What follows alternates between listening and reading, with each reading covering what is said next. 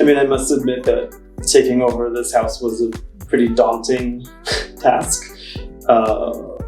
Mr. Mugler was such a visionary, had such a strong imprint, and did things such a specific way that for me it became this sort of balance between how do I respect that and make sure that what I do is Mugler and you can recognize it from across the street, but at the same time I have to be me. Right. You know, I'm not going to try to be mini Manfred. So yeah, the clothes had to be stretchy, innovative materiality, always experimenting, always trying to push things forward. And then the second half had to do with culture. Mugler was always about pop culture and being engaged and collaborating with people and just having a really fiery energy. And before I had come on board, it had kind of gotten quiet. And so my other thing was like, I gotta get this back on the red carpet, back in music videos, back on stage, and to really collaborate with people and to, you know, build the world that the brand kind of breathes through. So yeah, those were kind of the two main things. Good clothes, good culture.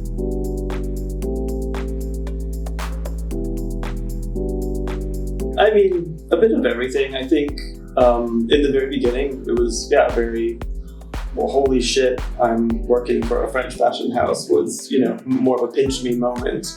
And I think working over here, you have to learn so much more about craft and cut, and everything is just much more elevated. So that's the European side that I love to flaunt, and European culture is quite different. But I do think the world, especially in fashion now, works on more of a global level. Of course, there's different micro things happening, but the fact that I'm American and know how to do it like a European is kind of a mega combo, I think, because I stay much more close to media and technology and communications and all of the things that are kind of running the world right now.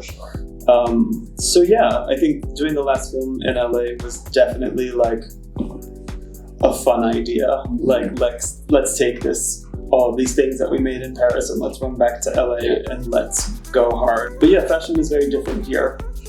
And I liked working here because I could make things that are totally crazy. Whereas in New York, it's very rare to have an atelier, you know, right next to you. And yeah, so much of my work comes from working with the people who are actually sewing it and actually making the patterns and going to factories that are top level, and that exchange is very inspiring. You know, a factory will have a new technique, I look at it, I get excited by it, and I go, but what if you, and then they go, oh shit. And that's how you get somewhere, is, you know, everyone collaborating together. So we're going to be jumping into accessories full on, and that's been a real labor of love. I've wanted to do that since I got here, and we had to sort of get ourselves to the point to be ready, and now we are. So yeah, a very wild Mugler bag is coming. Awesome. And and it's been an insane development process. One bag, one crazy bag, different sizes, that's it. Okay. And then also shoes. Mm-hmm.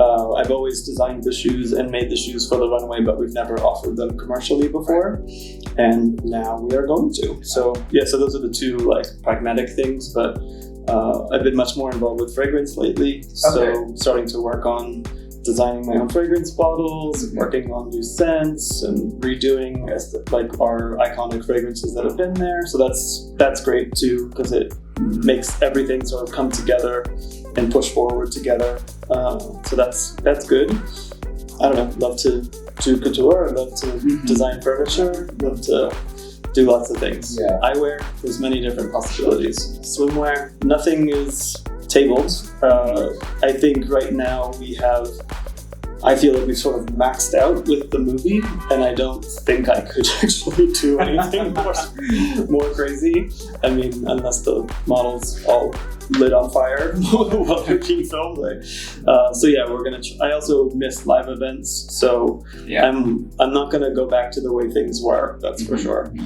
So I'm working on some sort of new plan that I don't know, a lot changed for us in the last few years. Instead of doing a show for 500 people, we now do a show for 10 million people. Exactly. And I don't want to leave the 10 million people out Right. and go back to being exclusive. I want to find a way to enjoy live, enjoy the energy of the cast and the performance that's happening, but then also still be able to push it out to everybody too.